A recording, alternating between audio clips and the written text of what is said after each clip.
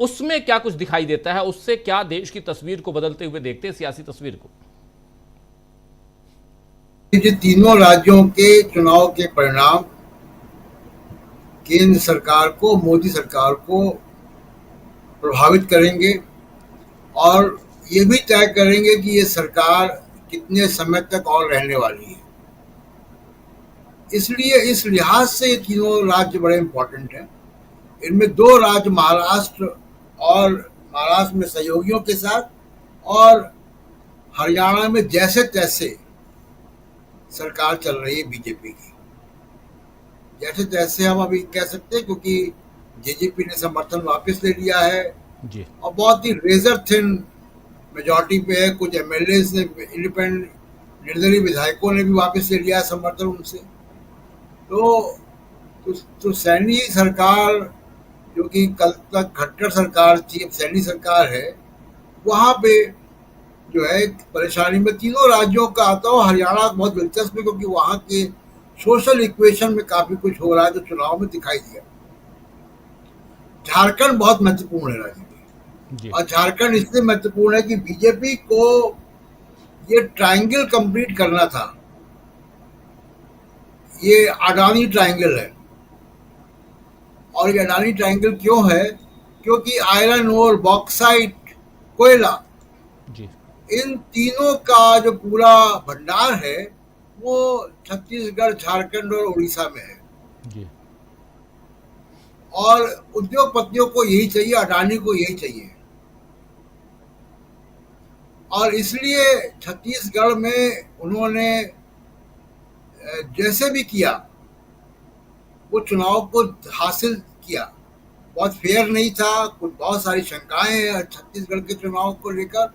उस वक्त भी हम लोगों ने बातचीत इस पे की थी। कांग्रेस को सोचना है कि वो गड़बड़ कहाँ हुई थी, लेकिन छत्तीसगढ़ का चुनाव उनको लेना था, किसी भी तरीके से लेना था, और वो उन्होंने ले लिया क्योंकि कोयले की वजह से। जी। यही कहानी झारखंड की हुई थी राजीव जी। झारखंड में पूरी मंशा हेमंत सोरेन सरकार को गिराने की थी, पूरी साजिश थी जी। कि सरकार गिर जाए। और हेमंत सोरेन ने बहुत सूझबूझ का काम किया कि दरवाजे पर ईडी का लोग बैठे हुए थे और उन्होंने अंदर वीडियो बना दिया। और उस वीडियो से कुछ अचानक कुछ करना जो है संभव नहीं था।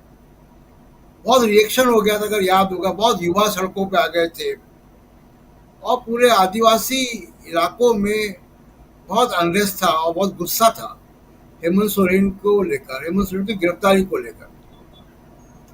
तो वो वीडियो जो बनाना था और उसके बाद उन्होंने गिरफ्तारी दी।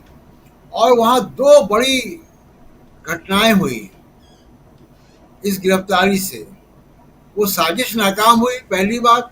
और दूसरा ये हुआ कि कल्पना सोरेन एक इंडिया गठबंधन की जिस तरह से वो नेता उभर कर आई हैं, और झारखंड मुक्ति मोर्चा की, और जी। जिस तरीके से लोकसभा चुनाव उन्होंने कमान संभाली और प्रचार किया, वो इतना आसान नहीं था। और उनको, जिसको कहा जाए कि एक तरीके से इंडिया गठबंधन को गिफ्ट मिल गया, वो गिफ्ट के तौर पर एक एक बहुत ऊर्जावान नेता, और पढ़ी लिखी हैं वो, बहुत बढ़िया ओरेटर हैं, बहुत बढ़िया भाषण देती हैं। तो एक तो ये फायदा हुआ। दूसरा कि चंपई सोरेन जैसा सीनियर नेता को बनाया, तो उनकी जो एडमिनिस्ट्रेटिव क्षमता, जो प्रशासनिक क्षमता है, वो सामने आई। जी। तो अब हेमंत सोरेन अकेले नहीं है, हेमंत सोरेन के पास अब एक अच्छी टीम है। उनको ये चिंता नहीं कि सरकार कैसे चलेगी। उनके पास अब कल्पना सोरेन भी हैं, जो कि अब एमएलए भी हैं। तो ये चुनाव में निश्चित तौर पर असर डालेगा। और चुनाव में कांग्रेस भी वहां पे मजबूत है। जी। विधानसभा के चुनाव में तो एक तो ये साजिश थी, ये पूरा अडानी ट्रायंगल, उड़ीसा जीत लिया, छत्तीसगढ़ जीत लिया, झारखंड में सरकार गिराने की प्लान थी, वो कामयाब नहीं हुई। अब जैसे तैसे सरकार वहां पे वो बनाने की कोशिश करेंगे, बहुत मुश्किल काम है। इसलिए मुश्किल काम है दो वजह से राजीव जी। एक तो राहुल गांधी की आदिवासियों में और वंचित समाज में जो उनकी स्वीकार्यता है बहुत बढ़ गई है। जल जंगल जमीन का सवाल बहुत बड़ा है, संविधान का सवाल बहुत बड़ा है जो नीचे तक गया है। हेमंत सोरेन अब पाक साफ होके क्लीन इमेज के साथ निकले हैं और हेमंत सोरेन का अपना जनाधार है, कल्पना सोरेन है। तो इन लोगों को और उन्होंने आज से ही शुरू कर दिया। देखिए आज आपने अभी दिखा दिया उनके रैली, उन्होंने आज से ही शुरू कर दी अपना। और इसलिए बीजेपी के लिए जो है वहां पे बड़ा मुश्किल है। हालांकि ये हेर फेर करेंगे।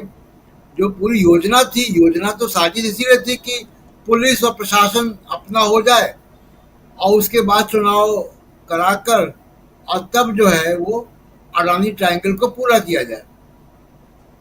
उसमें हेमंत सोरेन ने पेच लगा दिया बीच में, तो इसलिए वो बहुत जरूरी है। और महाराष्ट्र में राजीव जी स्थिति ये है कि अभी बीजेपी तीनों से अपने जो लोकसभा के साथी थे उनके साथ ही चुनाव पर जा रही है। जी हालांकि अजित पवार बुरी तरीके से नाकामयाब हुए। बीजेपी को जितनी उम्मीद थी उतना सीटें नहीं मिली है, बहुत खराब परफॉर्मेंस रहा है। कांग्रेस वहां पे सबसे बड़ी पार्टी उभर कर आई है। शिवसेना है, हम लोग जब गए थे तो हम लोगों ने कहा था कि उद्धव ठाकरे एक बड़ा चेहरा होकर निकलेंगे और उद्धव ठाकरे एक बड़ा चेहरा बन के निकल आए वहां पे। जी वहां पे अभी अभी बजट आया है परसों, और बजट में उन्होंने तमाम, जिसको मोदी जी रेवड़ियां कहते हैं, वो रेवड़ियां बांटी उन्होंने। उसके साथ एक पेच भी है। वो जितना उन्होंने जो है योजनाएं, जो लाभकारी योजनाएं की है अनाउंस, उसके लिए उनके पास बजटरी सपोर्ट नहीं है। बजटरी सपोर्ट सिर्फ 3 महीने का है। उसके बाद वो बजटरी कमेटी उसको तय करेगी कि योजनाएं आगे चलनी है कि नहीं चलनी है। जी विपक्ष को इसका मुद्दा बनाना चाहिए कि अगर ये वापस जीत कर आते हैं तो योजनाएं नहीं चलेंगी। वो केवल इलेक्शन के लिए अनाउंस की गई है, और इलेक्शन के लिए भी वो इलेक्शन के पहले कितना मिल पाएंगी, क्योंकि अब मॉडल कोड ऑफ कंडक्ट लागू होने में 1.5 महीने का समय बचा है। कुल 1.5-2 महीने का समय बचा है। तो इसलिए शायद एक किस्त मिल पाए जो उन्होंने अनाउंस किया है, और एक किस्त भी शायद ना मिल पाए। वहां पे स्थिति ये राजीव जी है कि लोकसभा वाली स्थिति है, बल्कि इसमें तो जो एक नाथ शिंदे थोड़ा और कमजोर पाए जाएंगे, क्योंकि एक ड्रेस रिहर्सल तीनों पार्टियों का, यानी शरद पवार, एनसीपी, शिवसेना, उद्धव ठाकरे और कांग्रेस, इनके कार्यकर्ता लेवल पे चुनाव कैसे लड़ा जाएगा, इसका ड्रेस रिहर्सल वहां हो चुका है। बीजेपी के अंदर बहुत सारी कॉम्प्लिकेशंस हैं फडणवीस को लेकर, और हरियाणा जैसे मैं बता चुका हूं कि वो रेजर एज पे सरकार है, बिल्कुल पतले धागे पे सरकार रुकी हुई है। जी और हरियाणा में जो नया समीकरण देखने को आया कि जो बीजेपी ने, आरएसएस ने कोशिश की थी कि जाट वर्सेस रेस्ट हो जाए, वो किसान आंदोलन ने उसको खत्म कर दिया। और उसका नतीजा देखने को ये मिला कि 10 में से 5 सीटें कांग्रेस जीत गई। और अगर ये चुनाव आयोग न्यूट्रल होता, चुनाव में गड़बड़ियां नहीं होती, तो नतीजा बहुत और फर्क होता हरियाणा का। बिल्कुल 10 में शायद 10 एक भी सीट बीजेपी को नहीं मिलती। तो इन सब के साथ अगर बीजेपी चुनाव में जाएगी, अगर विधानसभा में, और इनमें विधानसभा का इक्वेशन बिगड़ेगा, तो इसका असर जो है वो केंद्र सरकार पर पड़ेगा। और बाकी की बातें जो चंद्रबाबू नायडू और नीतीश